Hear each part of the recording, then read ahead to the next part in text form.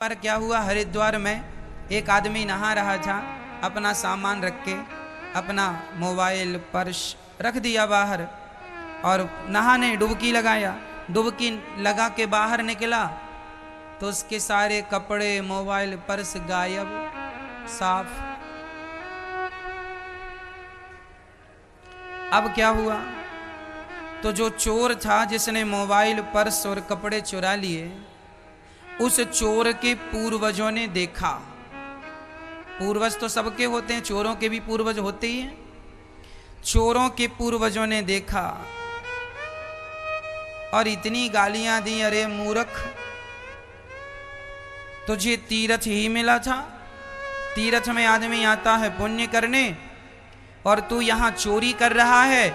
हम तुझ जैसे बच्चे के पूर्वज हैं, देवता लात मार करके उन्हें नरक में ढकेल देते हैं। जाओ देखो तुम्हारे बच्चे क्या कर रहे हैं।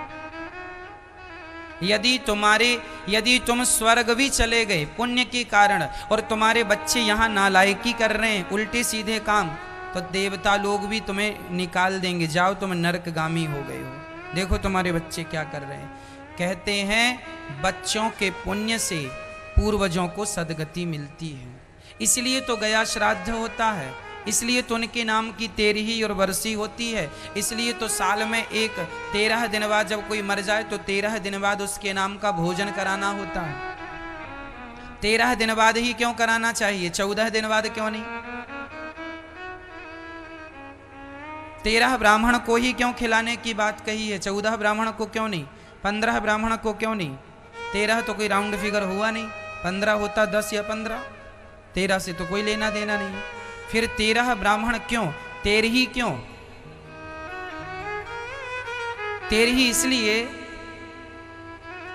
क्योंकि जब जीव मरता है, जब आप मरते हैं तो आपको यहां से यमपुरी जाने में 12 महीने का समय लगता है और पुरुषोत्तम महीना आ जावे तो फिर 13 महीना लगता है। सिंपल हम बताएं तो मृत्यु लोक से 99,000 योजन की दूरी पर यमपुरी है,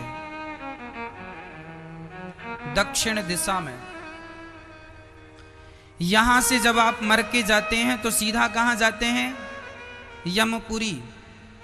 यमपुरी में हिसाब किताब होता है, कितना पुण्य कितना, तो यहां से वहां तक जाने में समय कितना लगता है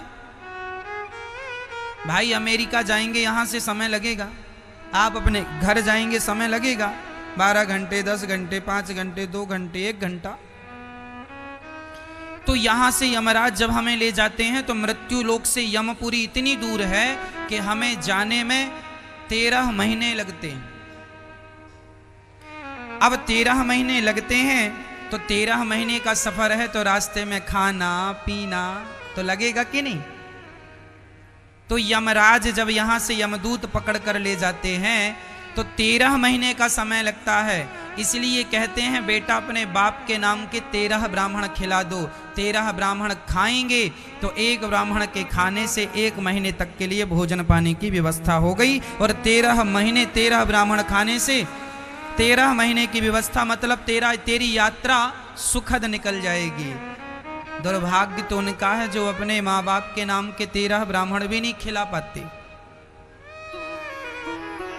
वह माँ बाप जाते होंगे और यमराज से, यमदूतों से कहते होंगे, यमदूत जरा पानी पिला दो, जरा भूख लगी है। तो यमदूत कहते होंगे, देख तेने ऐसे संतान पैदा करिए, तेरे नाम का कुछ दान तक नहीं किया, किसी को पेट भर नहीं, अब तेरे बच्चों ने नहीं खिलाया, तुझे हम कहां से खिलाएं? हम तो वही खिलाते हैं जो तेरे बच्चे खिलाते हैं। भाई गर्भवती माँ का बच्चा वही तो खाता है जो उसकी माँ खाती है। माँ खाएगी तो गर्भवती माँ के बच्चे के पेट में जो बच्चा पल रहा है, उस बच्चे के पेट में वही तो जाएगा जो उसकी माँ खाती है। अब माँ भूखी रहे तो बताओ बच्चा भी पेट में भूखा मर जाएगा कि नहीं? उसे और कोई दूसरा ऑप्शन है? कोई ऑप्शन नहीं। माँ का खाया ही बच्चे के पेट में जाएगा, उसी प्रकार 13 ब्राह्मणों का खाया ही तुम्हारे पेट में जाएगा। यह व्यवस्था जो आज है यही व्यवस्था अनादि है, इसलिए 13 ब्राह्मण। फिर 1 साल बाद बरसी होती है। बरसी में 12 ब्राह्मण खाते हैं, 13 में 13, वर्षी में 12। 1 साल बाद स्वयं उसी तिथि को होती है जिस तिथि को आदमी मरता है, साल भर बाद। अब ये साल भर बाद बरसी क्यों? क्योंकि अभी लगभग 12 महीने की यात्रा थी। 12 महीने की यात्रा होती है पृथ्वी से यमपुरी। 13वां महीना हम इसलिए बोल रहे हैं 1 माह एक्स्ट्रा। कभी कभी पुरुषोत्तम माह आ जाता है 13 महीने का, इसलिए हम 13 लेके चले, इसलिए 13 ब्राह्मण एक एक्स्ट्रा लेके चलते हैं। साल भर बाद फिर उसी तारीख को क्या होता है? बरसी। मतलब साल भर की यात्रा पूरी करके आदमी उसी दिन यमपुरी पहुंचता है जिस दिन आपकी बरसी होती है। बरसी मतलब आप यमपुरी पहुंच गए हैं। अब हिसाब किताब चालू हो जाता है, तो जब तक हिसाब किताब चलेगा तब तक के लिए भी तो कुछ खाना पीना चाहिए। इसलिए साल में फिर एक बार दूसरे साल 12 ब्राह्मणों को खिलाते हैं कि उनका खाया उसको वहां मिल जाए, और उसके बाद जो उसका हिसाब किताब बैठेगा पाप और पुण्य का, फिर उसे भोगने के लिए फिर वह आएगा जाएगा। इसलिए अपने पूर्वजों के नाम का कुछ कुछ करते रहा करो, ताकि उनको उस समय पर मिलता रहे। आपके पूर्वज मरकर क्या बनते हैं पता है? 84 लाख योनियां हैं, किसी भी योनि में चले जाएंगे, चींटी से लेकर हाथी तक। कुछ बंदर भूखे रहते हैं और कुछ बंदरों को पेट भर मिलता है। कुछ शेर भूखे मर जाते हैं, कुछ शेरों को पेट भर मिलता है। कुछ मगरमच्छों को पेट भर मिलता है, कुछ भूखे रह जाते हैं। हर योनि में भूख और प्यास है। कई कुत्ते भूखे हैं।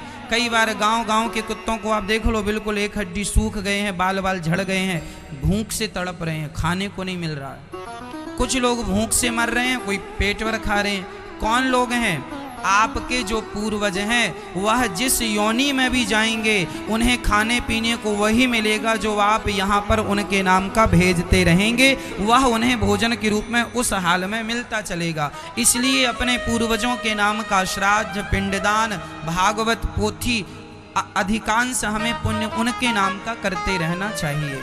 तो हम यह जो गरुड़ पुराण का विचार है, वह विधान है, वह हम आपसे कह रहे हैं। गरुड़ पुराण आप पढ़ेंगे तो आपको सारी चीजें स्पष्ट हो जाएंगी कि मरने के बाद व्यक्ति कैसे कैसे जाता है, उसके साथ क्या क्या होता है। यह गरुड़ पुराण में स्पष्ट लिखा हुआ है।